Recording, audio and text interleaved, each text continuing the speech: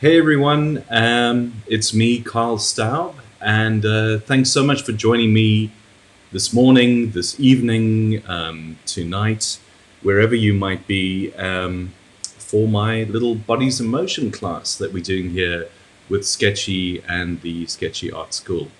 So I think let's just kind of hang on a little bit and kind of see how many, let people drop in, and throughout the process, by all means, kind of leave comments or ask any questions that you might have along the way. Or just kind of say hi. It'd be great to know who you are, where you're from, and yeah, just all in general. I think it's Saturday, so life's good. Alrighty, let me just see who's in here. I see there's Brenda from Maryland. How you doing? Lisa, hi there. Bobby, Cheryl, Sheila, Rat Mammy, hey you guys. So really good to have you here with me tonight. I'm in Cape Town, I'm in South Africa. So it's, gosh, what time is it now? It's 6:01 here, and it's already getting pretty dark and danky. We're in the middle of winter, or just in the start of winter rather. So a little bit chilly and frosty, but I took off my big thumping jersey. Just I didn't want you guys to see me in that. So in celebration of the stateside spring, there's my kind of crazy floral shirt that I bring out once a year on normal occasions. Hey, Paint Lady 22, Barbara, hi there. Chris, Tom, good to have you guys with us today. I think let's just give everyone else just another minute or so just to join in. Annette from Denmark, hey there. It must be pretty dark and frosty on your side.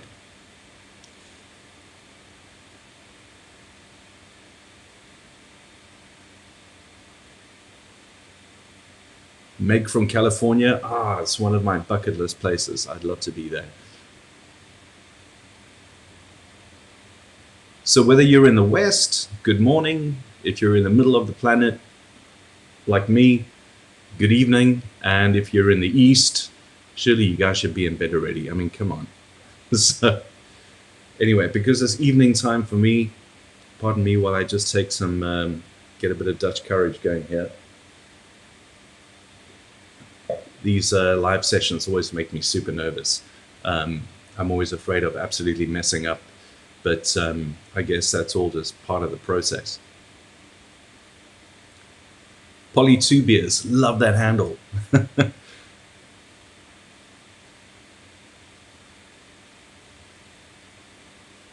And Rat Mammy's got her cereal and eggs. She's good to go. I'm loving that.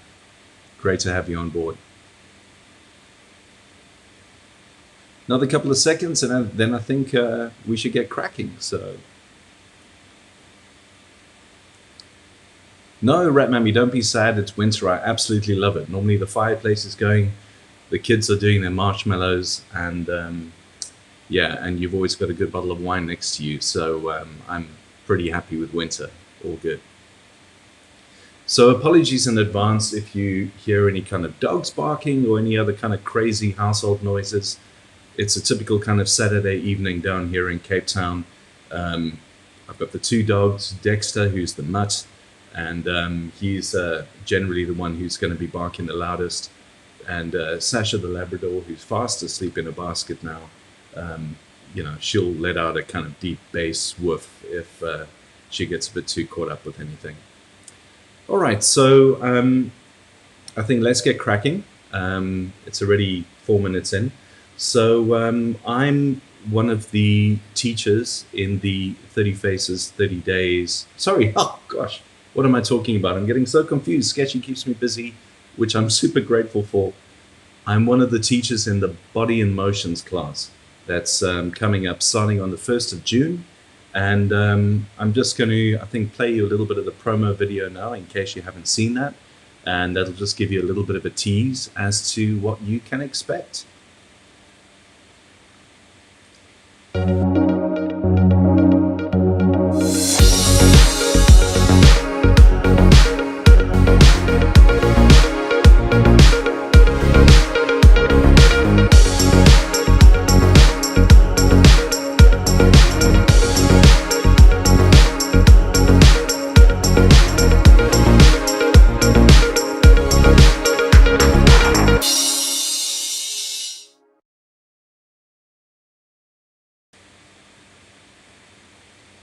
Okay, so there we go. That's the Bodies in Motion promo video where you can look forward to, I think it's 10 days of really good tips and tutorials.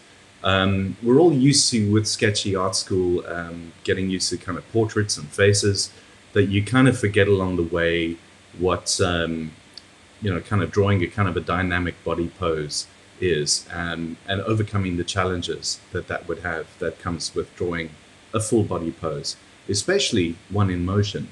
So I had to kind of dust off my old skills for the tutorials as well, and which was fantastic. I really enjoyed the process.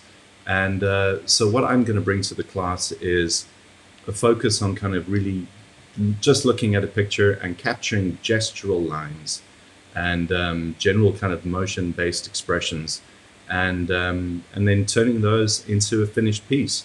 So if you sign up for that, and if you use my code, there we go, BIM Karl, exactly like that, capital B, lowercase I, capital M, and then lowercase all the way Karl, you'll get $5 off. So sign up now, and I look forward to having you along for the ride and getting some amazing tips and tutorials from a variety of teachers across amazing skill sets. So yeah, look forward to having you. But I think enough jibber jabber. Let's get cracking. Hang on, one more thing, one more sip.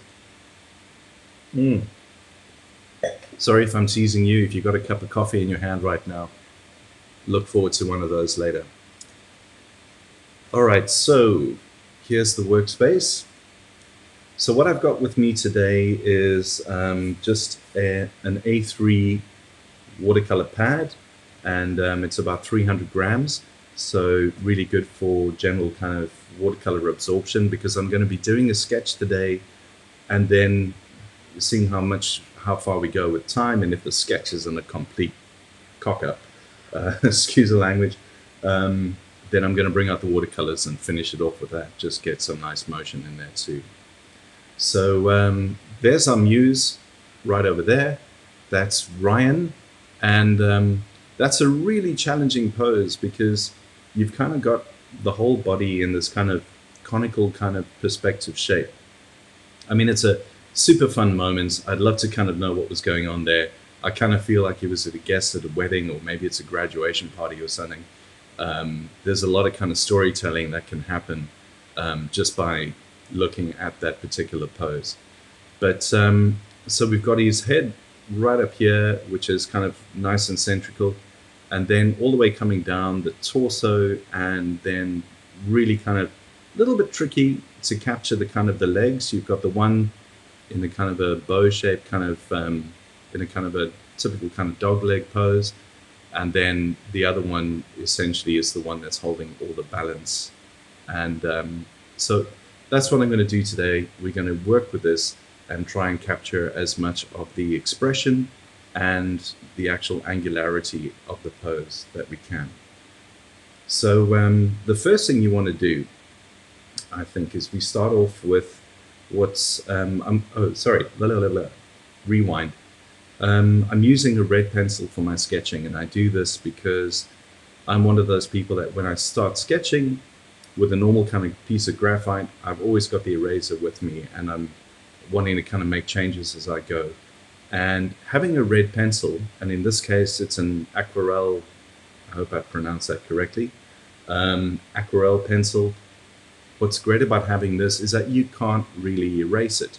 So you've got to commit to your lines, you've got to kind of work a little bit more instinctively, and it's a great training tool to kind of work like this and to force yourself to live with any kind of mistakes that you make and really kind of work around them. The trick is, a little tip is, keep the nib sharp at all, at all times, because the sharper it is, the more of a definitive line you're going to get. You're not going to get these kind of smudgy lines, and it can also help you to kind of work lightly in the beginning, and then you can get a little bit more kind of darker and confident as your sketch progresses and you kind of like what you're doing. Right, so anyway, so looking at the pose, there's quite a sharp, in terms of a line of action, which means what is the kind of the main line that we want to kind of follow and achieve here today. So there's quite a sharp kind of diagonal pose. So I'm going to start just by, sorry, a line rather, line of action. Start by drawing that. I hope I've kind of got a little bit of a convincing diagonal there that follows the shape. Maybe not. Maybe I want to just angle that down a little bit. Okay, because I'm working in aquarelle pencil and I want to finish it with watercolor, the any kind of linear mistakes that I make are going to get washed away by the paint. So I'm not too worried about kind of whether my angles are, I've got any lines in the wrong place at this stage. So the next thing I'm going to do is start with the head. And normally in a kind of a gestural drawing, I would kind of immediately work out kind of where the arms would go, where the legs, just draw kind of little lines indicating those angles. But because of the perspective in this particular reference photograph, I want to give myself a reference point to start from. And I'm going to start by drawing the general kind of shape of Ryan's head. And you'll see why in a bit.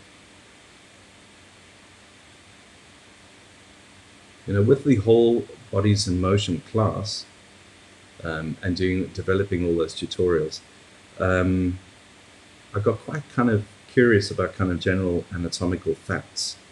So did you know, and excuse me if I do this too often through the class, I'm just a fact kind of guy. Did you know that apparently humans are the only animals that can draw a straight line? Don't ask me how that was ever kind of discovered. That feels like nobody ever gave a pencil to a lion. Anyway, so what I've done is I've just drawn a kind of a basic kind of shape of the head, and then I've got kind of my midpoints where I've drawn a line and then put a little line across here and here for me that will indicate where the nose area and the ear and the mouth kind of lines would be. So essentially that's the bottom half is almost kind of like dividing it up into quarters. So let's bring in the ear.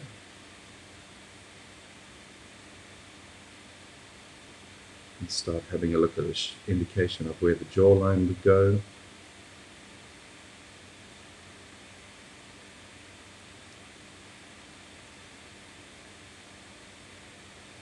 Any questions that you guys have along the way? If I don't respond to them, I'm just kind of focusing here for now. But as many as possible, I'll take a break here and there and just have a look at your notes and see if there's any kind of questions that you might want to ask. Okay, so just kind of getting in the feeling of the shape of the face now. I'm just drawing a little circle here to kind of indicate where the chin is, and working around the left-hand side of Ryan's face. It's got this kind of really kind of lovely kind of smile shape coming in. So I just want to capture that.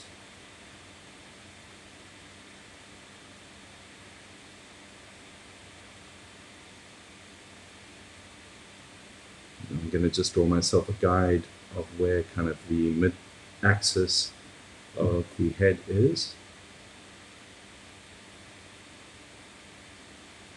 So this line over here, that's going to be kind of where the eyes are. So just up front as well, I'm not going for kind of absolute perfect, trying to get perfect proportions. I think it's highly unlikely that I'm going to end up with a proportion perfect sketch. But what I really want to do is just kind of capture the joy and the movement of the muse in this particular drawing. So just indicating lightly where the eyebrows would go and working my way around, kind of plotting in where it came. So where the nose would be, that's there. And I don't want to leave it for too long because I normally kind of gasp when I draw a mouth. So let me just commit straight to the mouth area and start dropping that in.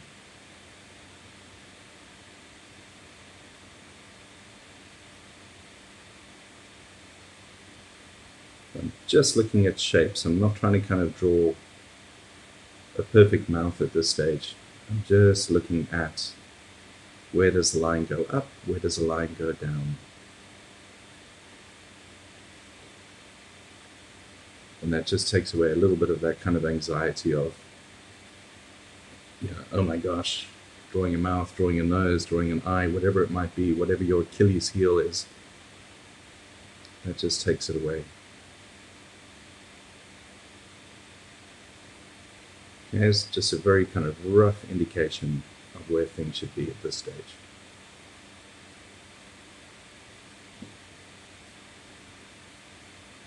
Coming down into the neck area now, I want to put in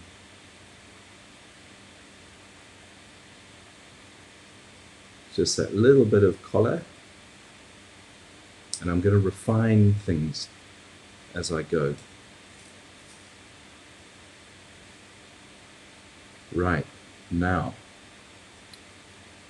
I'm going to draw a little bit of an arc. If I look at the reference picture again, if you kind of imagine a line running over his left hand to right hand shoulder and down those arms on the right hand side of the picture, there's almost a kind of an arc shape.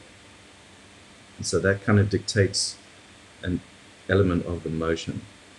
So I'm going to pop that in, just looking at the reference pic and kind of just feeling more or less where things would be.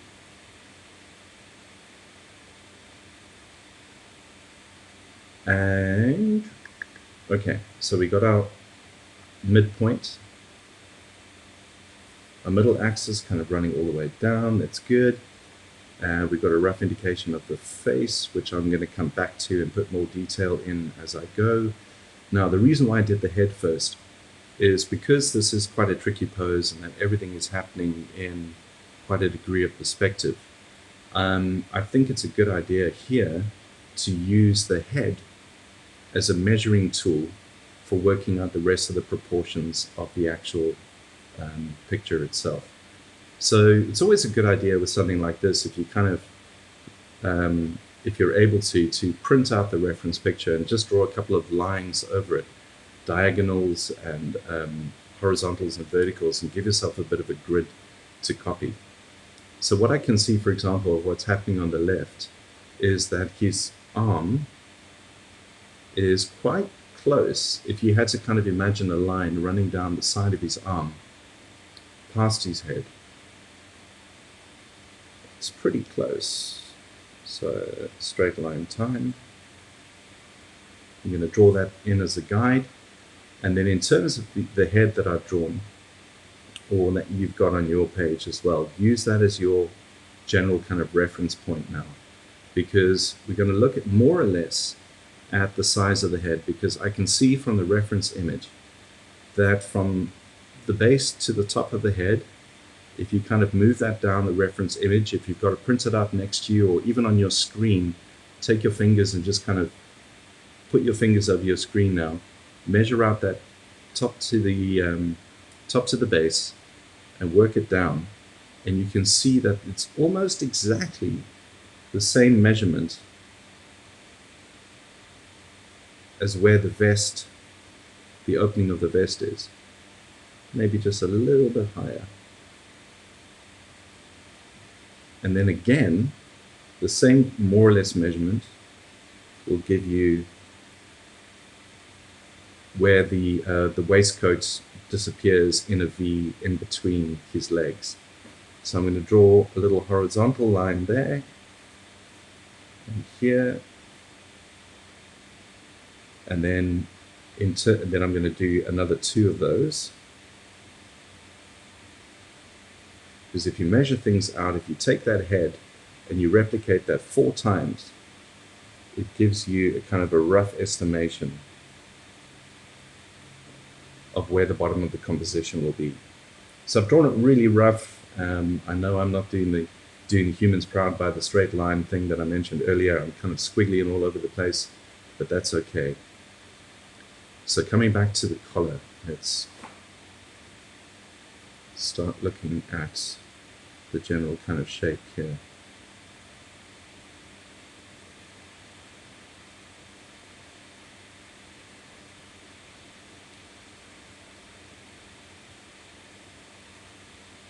So what I'm doing now is I'm just popping in nice kind of Dracula fangs, indicating kind of where the collar would be. And I've got a point where I want my vest to end, sorry, where the opening of the vest should end. And I'm going to draw another diagonal following my axis line all the way across. Because the end of the vest, if you look at that bottom where the tie, sorry, not the end of the vest, but the end of with the opening, gives you a line that you follow where the buttons of the waistcoat are, going all the way down to essentially where the bottom of the waistcoat is going into the bend of the legs. So I've just given myself a kind of a rough kind of guide here. Right. So now I'm going to draw in the, let's fill in that opening. And again, I'm just looking at the reference image, plotting in more or less where things need to be. In terms of the tie, and that impeccable Windsor knot, let's get that in nice and sharp.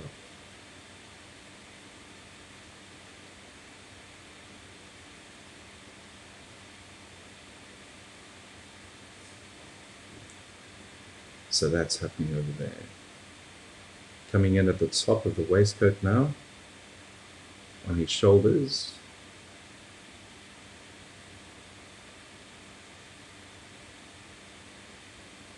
Don't want to make it too chunky because I know that his torso is angled. So it's a kind of a 3/4 view, and running down the actual torso on the left, if you follow again your kind of diagonal axis, give yourself just a light guide from where the shoulder bit ends, more or less, and drop that in. It just gives you something to work to. We'll come back and refine that shortly. Now, in terms of the head, again, we used the head to kind of measure out the depth, the length of the image. Let's look at the width. So if I take the side of the head, I want to add that, I'm going to add that twice. It feels like you can fit more or less another 2 heads in, right to kind of where the end of his arm is over here. You kind of feel like that's more or less 2 heads. So just to kind of give myself something easy to kind of work with, I'm going to create a bit of a rough guide. I'm using my pencil here and placing my finger as to kind of where I think that, where I can more or less see the width being, and I'm plotting in that same little bit of measurement.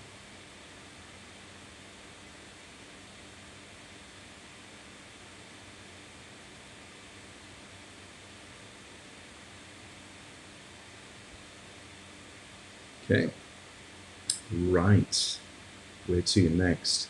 I think let's start filling in the parts of, start building a bit of the vest here. So using our imaginary line, big vertical that we've got there, I'm looking at the shirt itself where the sleeve begins. And that's not quite sitting on that line, that's kind of happening a little bit on this side here. I'm just going to draw a rough line there. And then looking at the shoulder, there's quite a curve to that shoulder there. I'm just going to plot in a little bit of a triangle to indicate that. And that gives me the width that I want to see of the vest over here.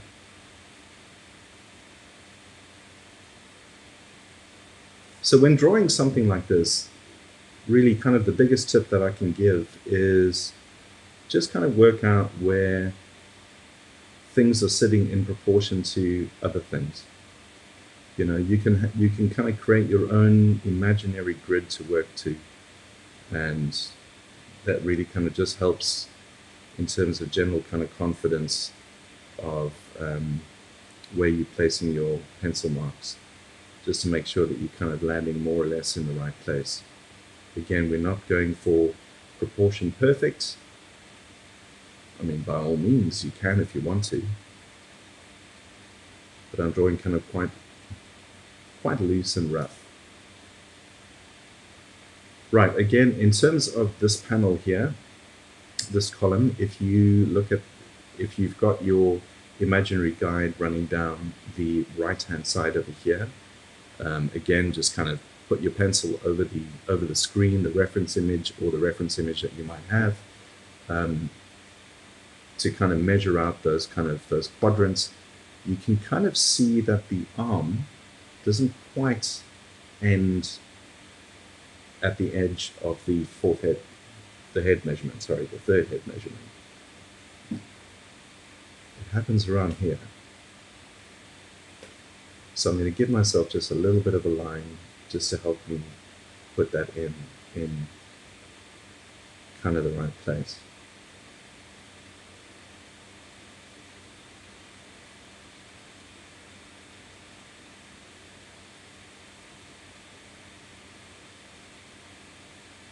And then from there, it's just a matter of putting in kind of where I feel elements of the sleeve and the cuff would need to go.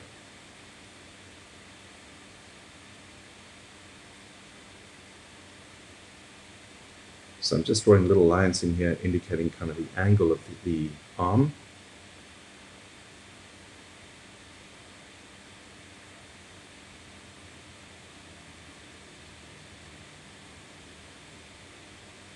Is this making sense to anybody? Sorry, I'm kind of like gabbering on as if all my kind of nonsense makes sense. So I hope it is. And I hope that the sketch is kind of looking a little bit like our reference. Drawing in a light circle indicating kind of where the watch would be. Okay, so that's looking fairly convincing. I'm going to kind of be okay with that for now. And before I keep drawing all the way down here on the right-hand side, I'm going to pop on over, I think, to the just to this left-hand side of the arm here. And just commit to a few lines, just a few quick lines that kind of make me feel like I've got a bit of arm action happening in there. All right, let's kind of put in the rest of the vest and kind of map out more or less kind of where the legs would go before we come back and finish all these other aspects. So I already said that the vest meets at that point there, and that we've got our kind of good diagonal line coming down, which is just adjacent to our core axis line. And then we kind of does a little bit of a motion like that. And then there's a sharp angle. The image is a little bit tricky because you've got a lot of black and white happening around Ryan here. So I'm just kind of having to decide what is actually part of his body and what's happening in the background.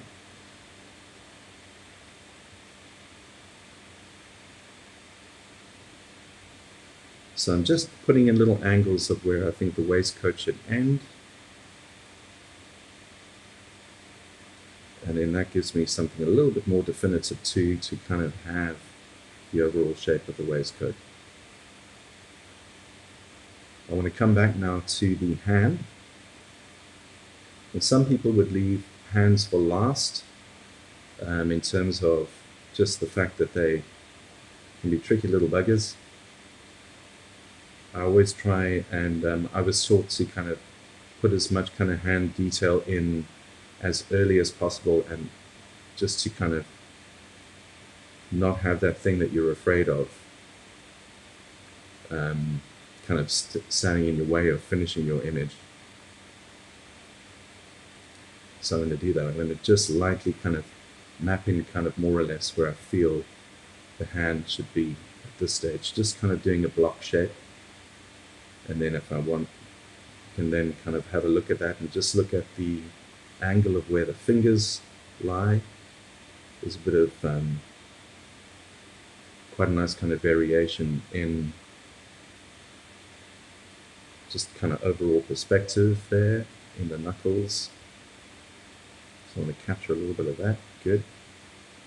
Keeping it rough and loose, guys. I mean, don't get caught up in too much detail. We want to just make sure that we have something that once we get to the watercolor stage, we have a convincing representation of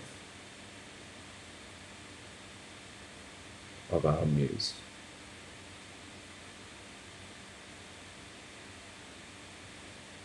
Okay, I feel like my hand proportions, it's not quite there, but hey, let's just move on. From that hand here, I'm going to draw another little line across.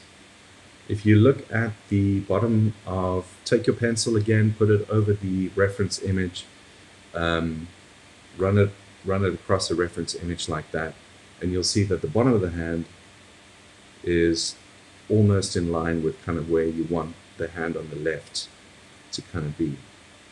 So using that as a guide, I can kind of start working out more or less.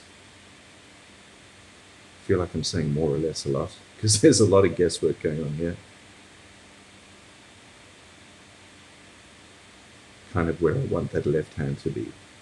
So boom, little block, another little line to indicate parts of the joints, and then I can fill in the negative space of where the shirt is doing its thing. So we've got these kind of nice sharp lines in the sleeves kind of coming through.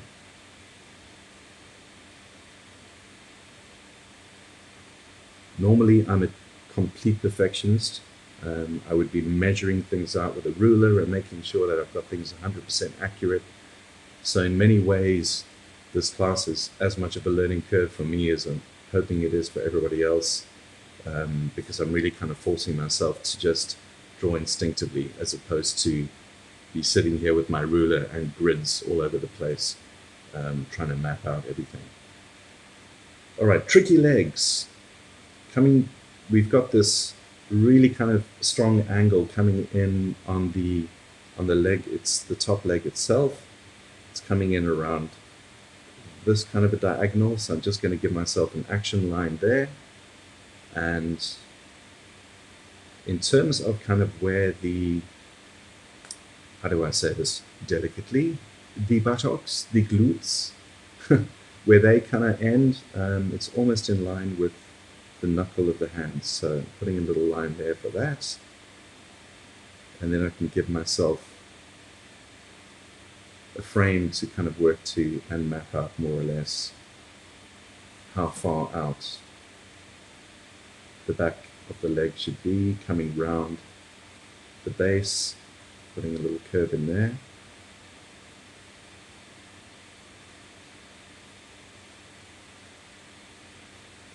I'm just going to draw a line, just let that kind of flow off for how the top of the leg fits. Okay, now we've got this kind of really peculiar kind of shape that belongs here. I think that that's part of the trousers that he's wearing, that there's this kind of strange kind of shape coming in, or it could be part of the waistcoat or jacket, I'm not sure, but I don't want to kind of overextend that peculiar object too much. So I'm going to pop it in, but then I feel I'm going to do a little correction here where I feel that the waistcoat should have come down a little bit more, where that bulge is. So there we go. So that's the great thing about knowing that I'm going to be working over everything with watercolor. You can make these little corrections. You can allow yourself the room to go back and make a few changes. Okay, so axis line here, coming now into the legs. In terms of having to see how far out this knee is coming, it's following a very similar diagonal to what the waistcoat is. It extrudes just a little bit beyond that.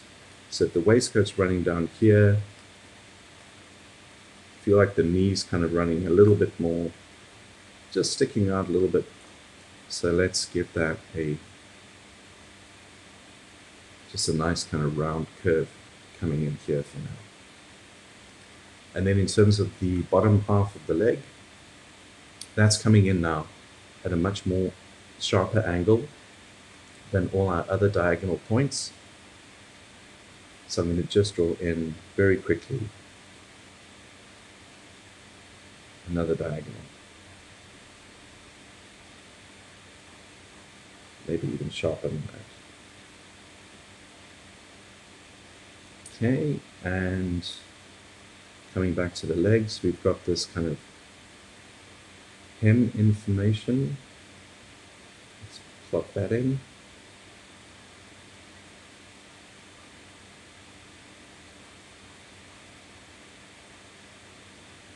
Okay, so super rough, just giving myself something to work towards, to work with. Loose lines, keep it light. Right, now in terms of where I feel the shoe should be, I'm going to just put in just a little circle indicating where the trousers probably end proportionately and where the shoe begins. So I can then use that as a map just to go back and kind of plot in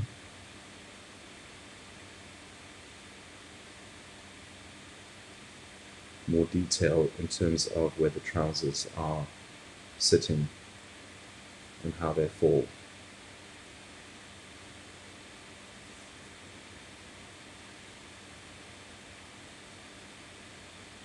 I feel like the bottom of the leg here should be a little bit thinner.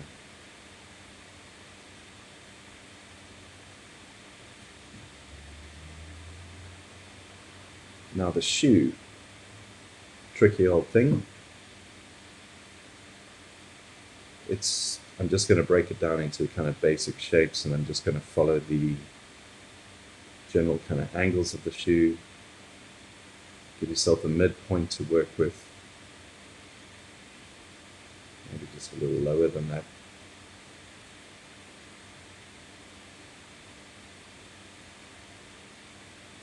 Just a few kind of light, quick strokes that you can then get into and add more detail when you feel you're confident you've kind of got the shape correct.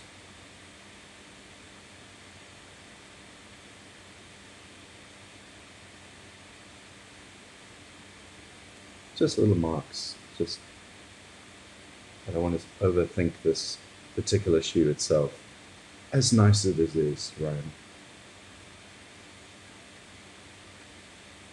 All right, now the back leg.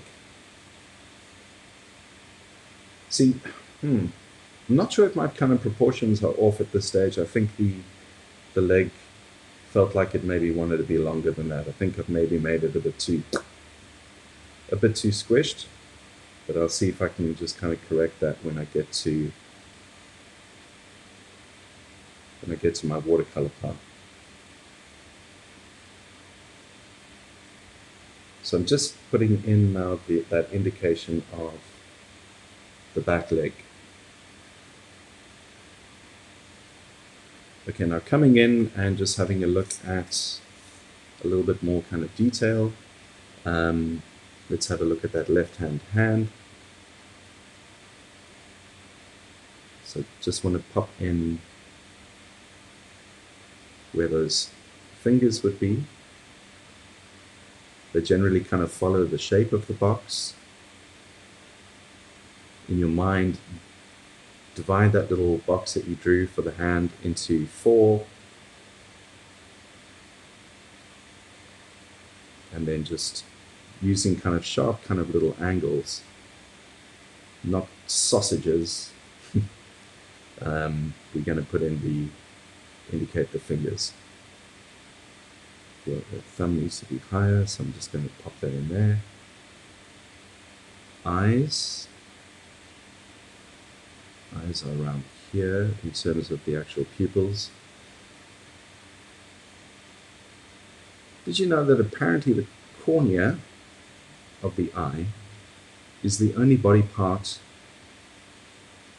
that doesn't have a blood supply? It absorbs oxygen, and that's how it feeds itself.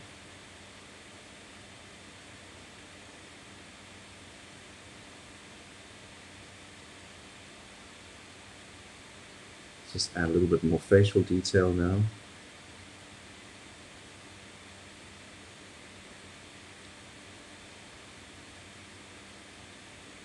In terms of ears, it makes me think of this one. Do you know that your ears and your nose are the only two things on your body that continue to grow until you expire?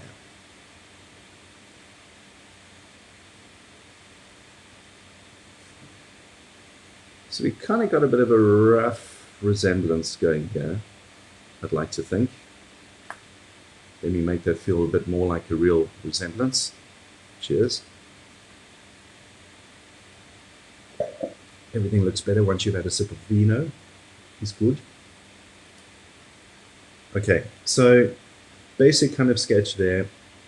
Proportions are kind of looking maybe a little bit off in some places, but I think hopefully the watercolor, once we get to that, is going to be a little bit more forgiving.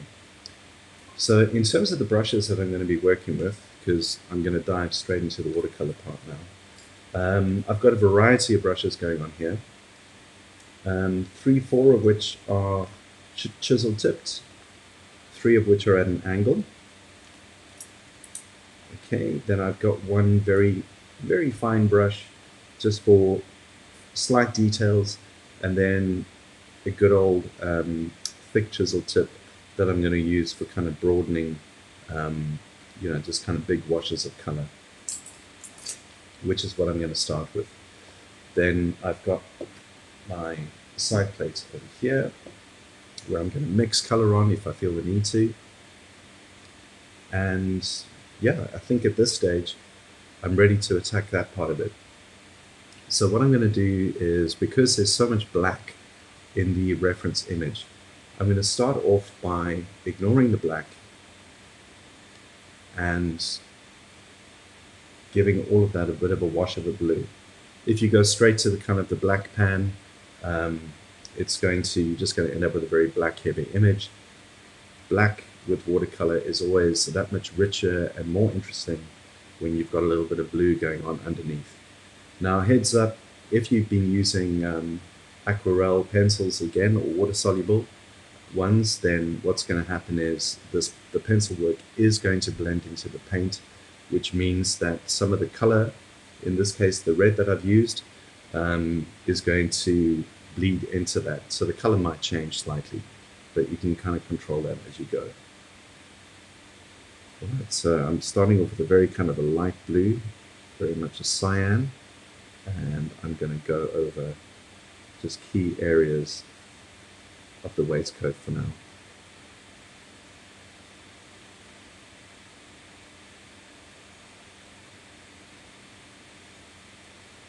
Sorry, I've got a pesky fly buzzing around me here.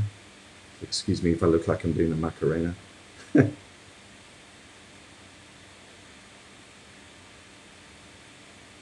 Alright, so just filling up this waistcoat with this lovely vibrant light blue, which is great because that color also comes through in Ryan's tie as well.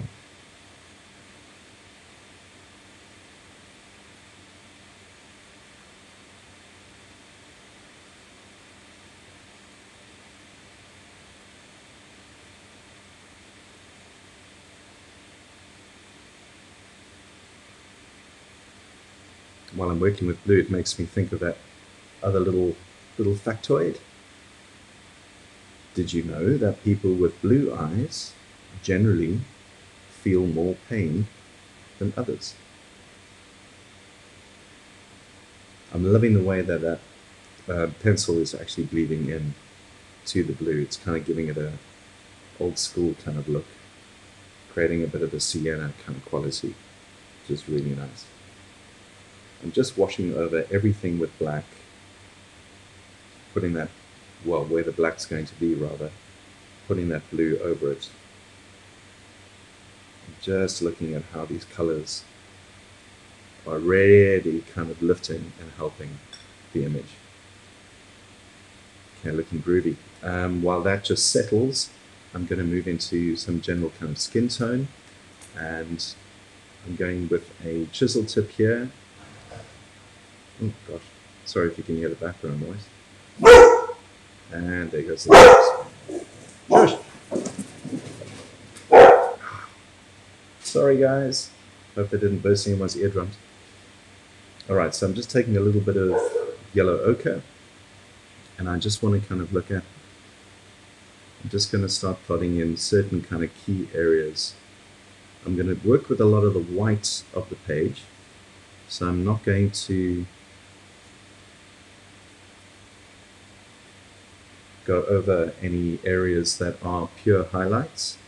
I'm just adding in this initial kind of round of ochre over midpoints and shadow areas.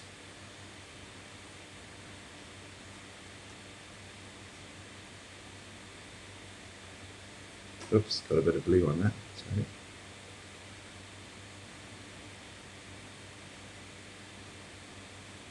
So I'm just looking at kind of where the shadows are falling.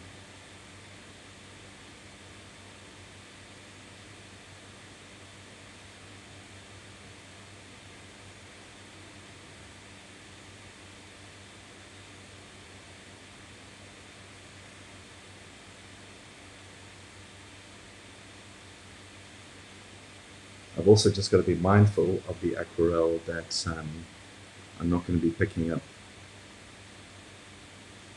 too much of the pencil where I don't want to. That can happen.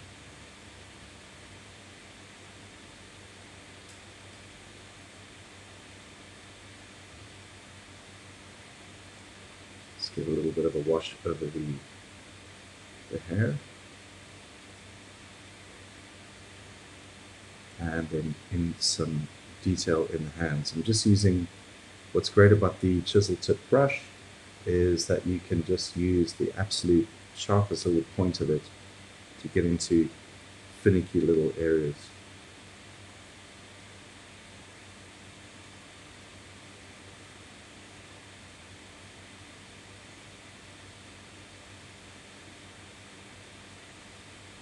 Let's come across and put in some general kind of detail on the fingers now.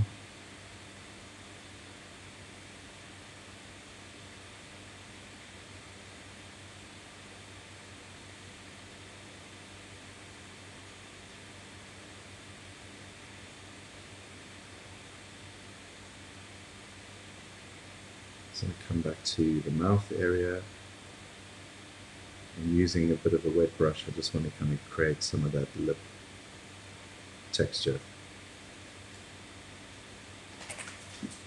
Okay, just give that brush a little bit of a clean. I want to do the, take a little bit of that ochre again. I'm going to look at the folds of the shirt. So I'm going to water it down quite a bit, and I'm actually going to run my brush over, if I look at kind of the reference image where folds start on the edges of the collar and follow through all the way into the actual sleeve, there's a particular line that gets followed. So I'm going to deliberately work over that light blue that I put down. Man, this fly is killing me. Ah. Anyway. I'm just going to use that ochre to kind of add some base tones for shadows and folds in the shirt.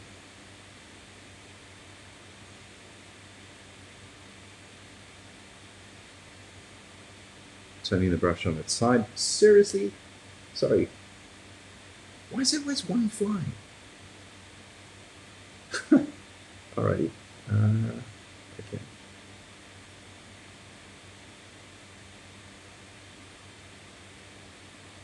Just using that ochre to get the start of the shadow tones in. We're going to go over that with a little bit of blue and even a bit of grey to harden up those textures.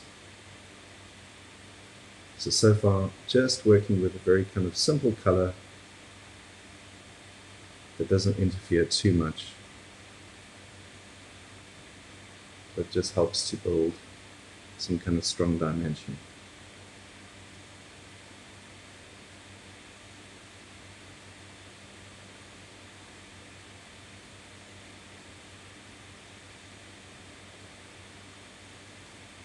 Again, just using this brush almost like it's a pencil, just lightly kind of stroking in little bits of detail here and there,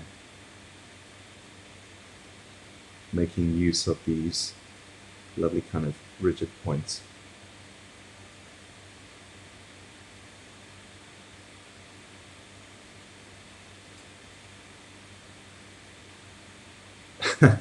Porcupine, you're asking if the fly is attracted to my colors. I don't know. Maybe it's maybe the little guy's here for the glass of wine, so let's make that empty very quickly. It's good. So did you know, me and my did you knows, that apparently 500,000 cells of your body die and are regenerated in the time that I actually said that sentence. That's crazy to me. I'm taking a little bit of magenta now, starting to kind of build a little bit of definition for the face. So just working over some of those ochre only areas now, adding a bit of magenta just to kind of start bringing a little bit of life into that. And magenta makes me think of when you blush, not only do your cheeks turn red, but apparently your stomach does as well. I don't know who found that out and how they found that out. But neat fact.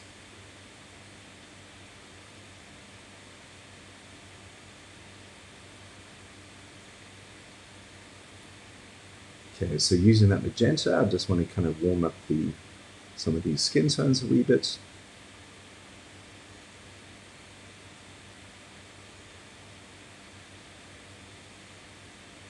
Guys, I hope I'm making your Saturday morning, afternoon, evening mildly interesting. I'm enjoying having you here with me, and I'm trying to keep an eye on the comments and the questions as they come up. So sorry if I'm not responding to them, but by all means, keep those coming, and I'll respond to them as much as possible. Back to the cyan again for the tie, just our base coat there. The last thing I'm going to do is go in with blacks and grays. So I'm really just kind of laying down kind of key color areas at this point. So for the tie, just a base coat of that very kind of strong cyan.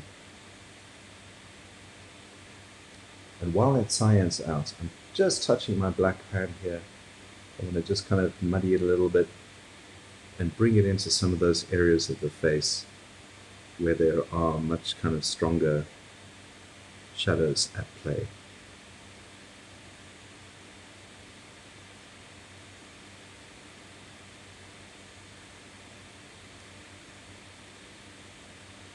Oop, too much. A little bit of water on the brush, dry that off. Where I went a little bit too crazy on the shadow work there. Let me just brush that in.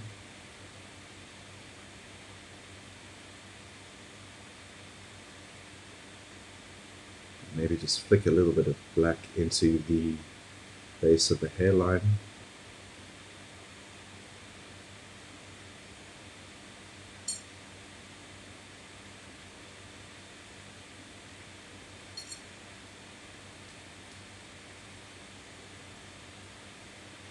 Alrighty, I think now we are ready to start getting a little bit more heavy with the black in the rest of the image.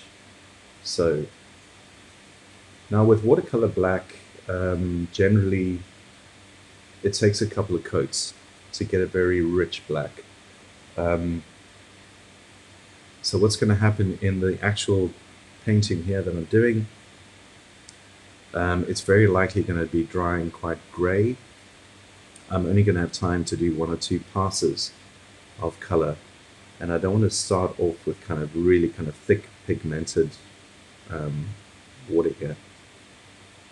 I want to build it up so that you can capture as much kind of general kind of texture as possible. So if you are working from this particular reference image, bear in mind that when working with the black, start off with it being kind of quite a little bit on the see-through side of things, and then build up that black in terms of thicker color, layer by layer. It'll just help you be able to define areas where in the actual clothing, where the waistcoats and the trousers, even the shoe, are slightly lighter because they're picking up light from the environment, versus kind of where they're very kind of dark because they're in immediate kind of shadow.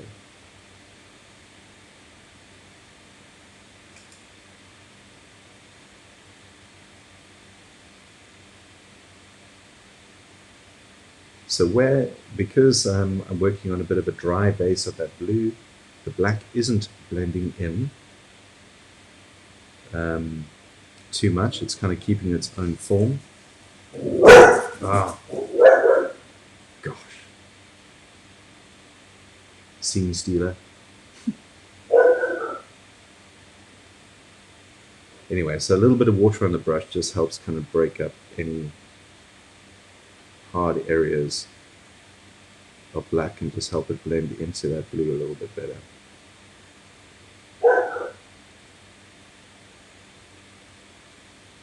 In terms of hard areas, there are some much kind of more extreme kind of lines coming in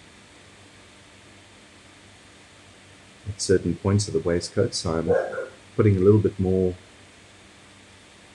watercolor on my brush and then just popping in areas over the kind of the wet black, putting a bit more pigment on where I want it to start getting a little bit richer. And because I'm working wet on wet, it bleeds into itself quite nicely.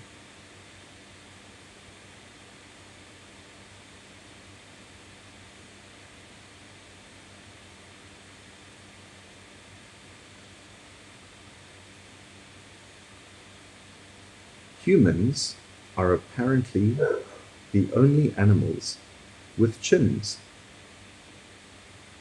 and the only animal that can sleep on its back. So yeah.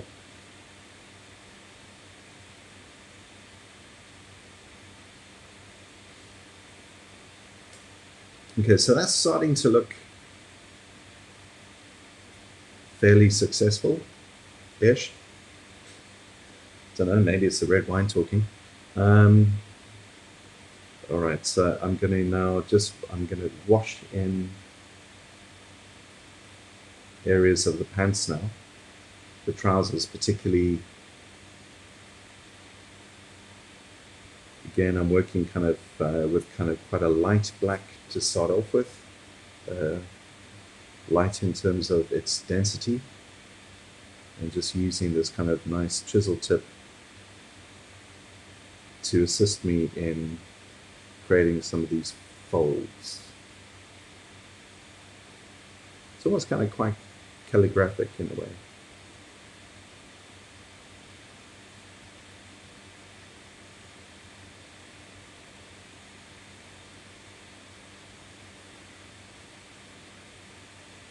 So putting in just a few of these kind of folds and creases now.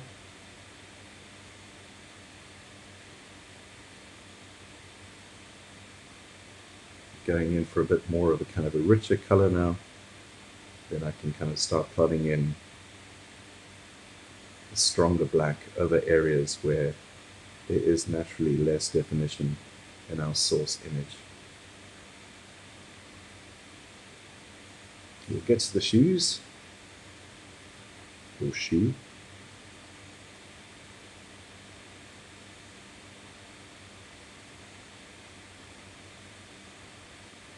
And I hope it's looking half decent, guys, and that you're enjoying the process if you're painting along. Yeah, I kind of like it. Kind of like where this is going. Okay, so definitely a much harder black coming in on this leg that kind of just doesn't seem to have an end. So I'm just going to let that kind of bleed off in a fairly minimal brush stroke. I want to come back and just work this a little bit harder, but I feel like I want to kind of start adding finishing touches now. I know it's getting late in the day for a lot of you, so I'm going to try and kind of speed things up. So let's go back to the face, just with a little bit of a kind of blue-gray black. Sorry, and again, just for anybody that's curious, these watercolor paints that I'm using are probably the cheapest that you can get. I mean, this is kind of like my local kind of copy shop down the road. The local stationers, that's what they sell. I've got fancy watercolor sets as well, but for these kind of classes, I like to use stuff that anybody can get their hands on, that's not a budget breaker. And you know what, the results are actually pretty decent for something that costs less than $20. Actually, way less.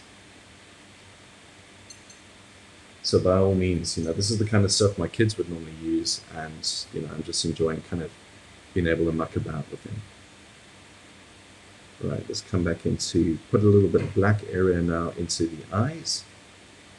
Whenever I'm doing a painting, I tend to leave eyes for last, even if I'm working in a super large format.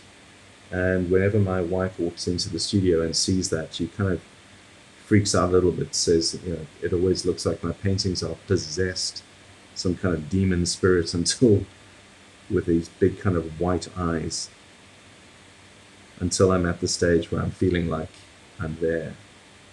I'm ready to kind of commit to the last levels of detail. So using a very fine brush now, just putting in these little details around the eye, a little bit of extra shadow here and there. Let's kind of just define that nostril. And while we're here, let's just outline a bit of the shape of the mouth.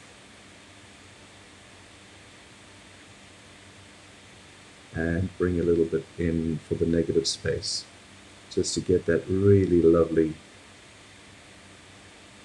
feeling of smile and joy that's going on here.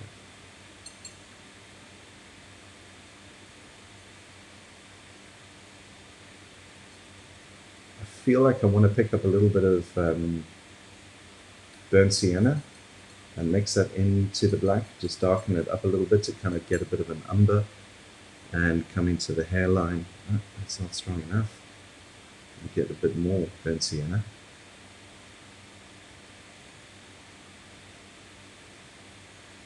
And just sketch in just a bit more kind of dimension and quality into the hairline a little bit, as our muse does look like he's blonde. And apparently blonde men, their facial hair grows faster than the facial hair of men with darker hair. I did not know that.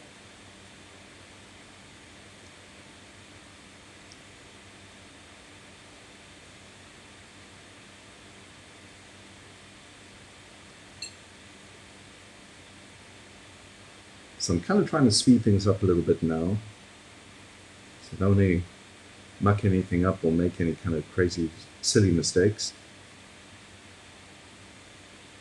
Just want to speed things up so that you guys can go and get your cup of coffee or your first beer of the day, whatever it might be.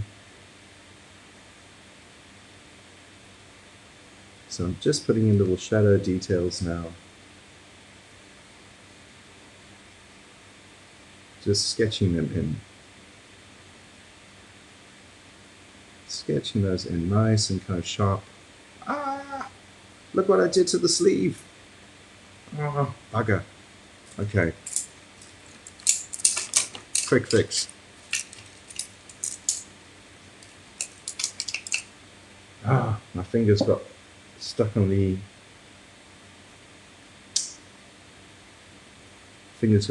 waistcoat.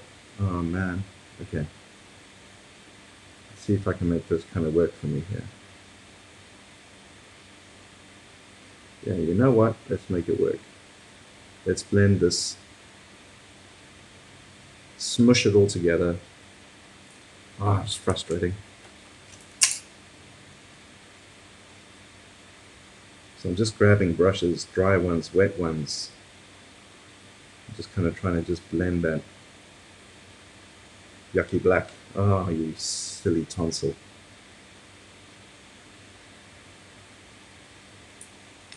Ah. Okay. Smudged. Is it saved? I'm not sure. Let's just carry on. Push, push, push. I suppose that's what happens when you're kind of trying to finish something quickly.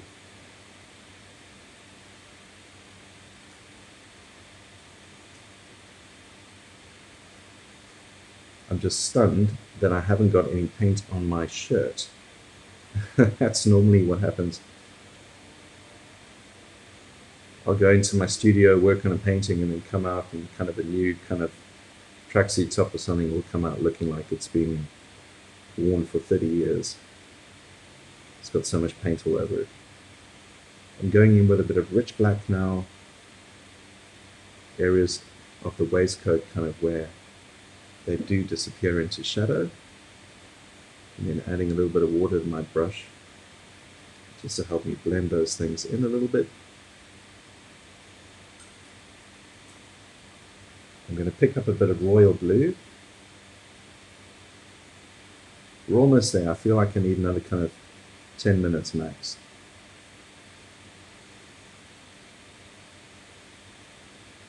Put in that detail of the watch. I'm just kind of working around kind of where the face of the watch is, then gently kind of putting in the strap. Back to the light blue, a little bit of water on that. Let's go in and put a little bit more kind of detail into some of these creases. Maybe just kind of put a little bit of black in that just to grey it up. Not grey enough.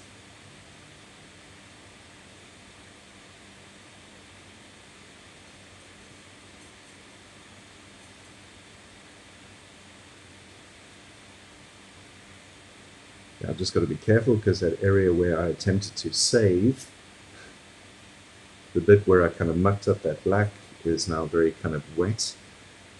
So my colors will bleed quite a lot if I put too much onto it. Now as I'm working over some of the indications of the fabric folds, so I've just got to be cautious that I don't put too much down.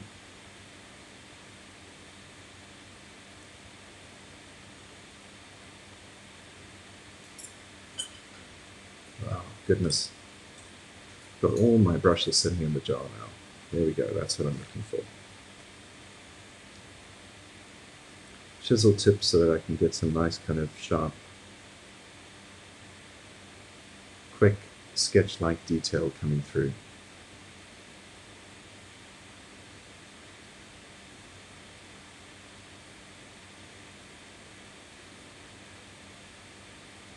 As I'm working around his body, I'm thinking, did you know that the skeleton regenerates itself completely every 10 years?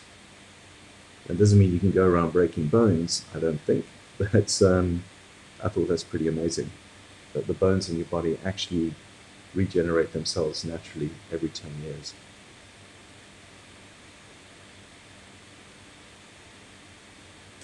Let's sort out these, the actual trousers. Let's finish those off. Grabbing a thick brush now, putting some of that existing kind of watery color that I had sitting over that bit of black and blue. Just want to darken those now.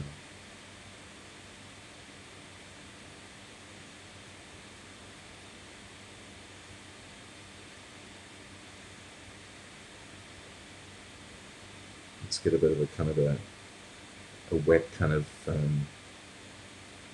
calligraphy, Japanese calligraphy kind of vibe going on. So much wider brush, a little bit more liberal with the water and the pigment.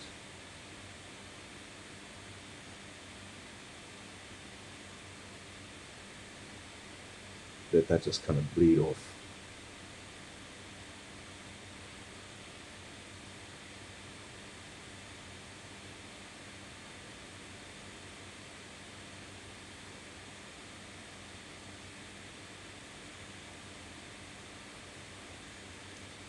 You know, we have atoms in our body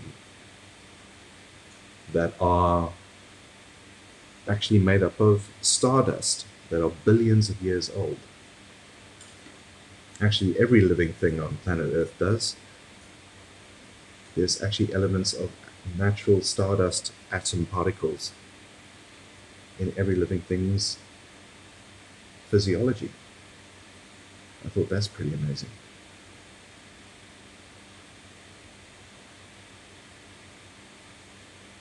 Alright, so I'm going in with burnt sienna now, and I'm just putting a little bit more kind of depth detail into fingers.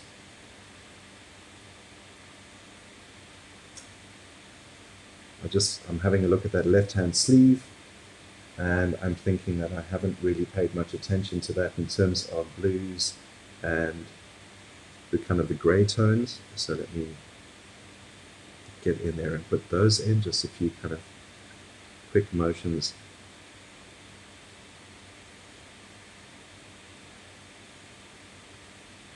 Just to indicate some of these angular folds. Yeah, working with a chisel tip brush like this is fantastic. You really can really kind of control things and get some sharp, crisp kind of angles.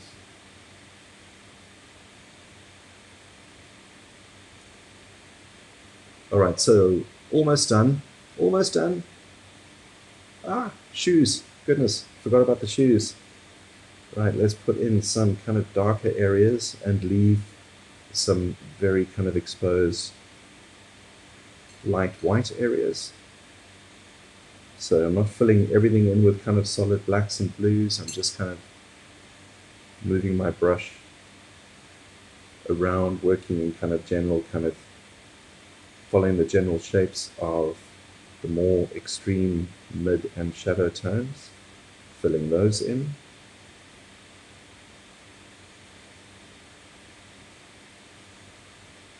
We've got this really kind of strong line that comes down the side of the shoe, so let's bring in some richer black to indicate that.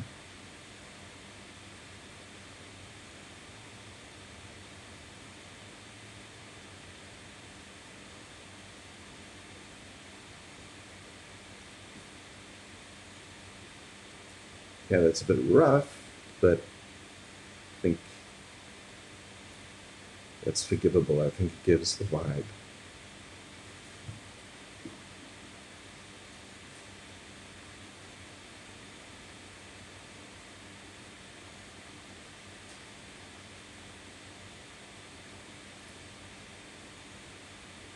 Oh man, that's a big, thick shoelace. Okay, let's just get rid of these very kind of extremely white waistcoat kind of buttons. I'm just putting a bit of royal blue over this now. Just let those blend in. And I want to bring a little bit of royal blue actually over all of the black. That'll not only make the black richer, but will give it just a, once dried, a less flat quality.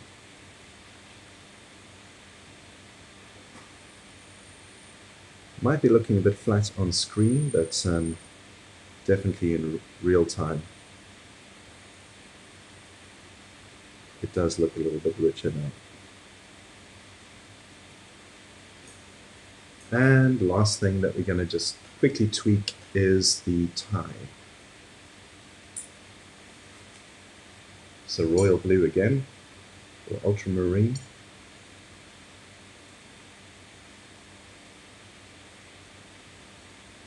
Start with just the edges. I want to put a bit more water on my brush and get a bit of a wash of that blue.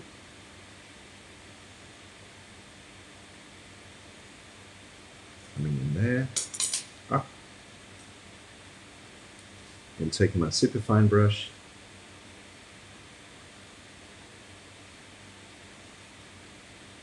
and blending that, putting a little bit of water on it, and then blending that ultramarine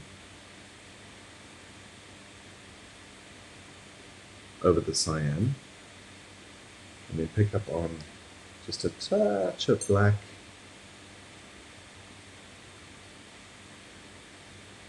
to get a bit more shadowing.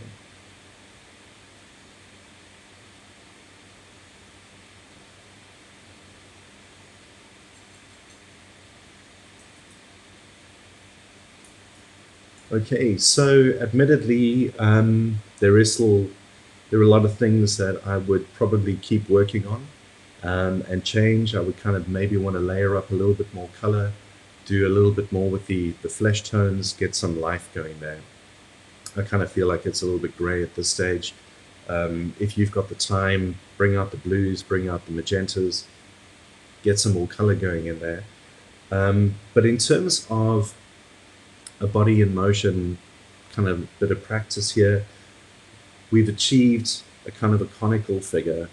There's definitely elements of motion coming through. We've looked at the kind of the arc of the arms, the angle of the legs, the general kind of tricky perspective of the body itself, and then using paint, being able to kind of override and actually work over any kind of sketch errors that we had along the way. So, oh, and of course, working out the grids, finding a point of reference like the height and the width of the head, and being able to kind of how to divide an image up into structured proportions that you can then work to be able to achieve a rather kind of tricky pose by giving yourself a bit of a map to work to. So I kind of think that's it. Thanks very much. I hope you enjoyed that. And yeah, I look forward to seeing you in the Bodies in Motion class on the Sktchy Art School. If you've got any questions or comments, you can add them to the chat link now, or drop them in the comments on the YouTube video, or you can get hold of me via the Sktchy Art School as well. Other than that, it's been brilliant, it's been fun, and yeah, I look forward to seeing you again soon. Have a great Saturday. Adios.